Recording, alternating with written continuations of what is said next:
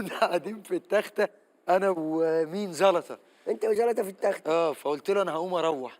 قال لي لا استنى نستنى ايه، امهاتنا بيجي ياخدونا لسه صغيرين عندنا 5 سنين، كنت داخل بدري. قال لي ما لا انا هستنى ماما. قلت له انت عيل صغير. واسمه جلطه واستنى ماما مش لايق ما علينا. وانا حمدي قلت له لا انا هروح لوحدي مش هستنى امي ولا حد. قال لي هتروح هتعرف تروح؟ قلت له هعرف طبعا هي صعبه، ده كان تاني يوم في المدرسه. وقمت مشيت لوحدي، مشيت قعدت امشي في الشارع امشي امشي امشي لحد ما وقفت عند جزار، والله فاكرها زي ما بكلمك دلوقتي. قعدت عند جزار وقعدت اعيط اعيط يا في إيه يا حبيبي ابني؟ تهت. ما اعرفش انا فين. وحسيت بقى في خيالي بقى القصص اللي كنت بنسمعها واحنا اطفال، هيقطعني وشاف لحمه وعود يا ورايا بليه. ويبيع والقطعه عيني. تجيبك وتاخدك تسلخ لك بقك ما هو سلخته، ما انت حرقت القصه.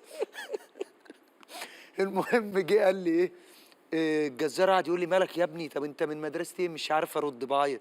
فتح الشنطه بتاعتي لقى التيكت موجود على الكتاب فمكتوب فيه اسم المدرسه. وكان عليه صورة علاء الدين التيكت ده ولا عليه سندريلا؟ سندريلا ايه؟ ما كانش فيه التيكت دي التيكتات بيبقى عليها رسم كده. رسم. انت عارف ان علاء الدين التيكتات دي وبساط تحتيه وعليه الاسم.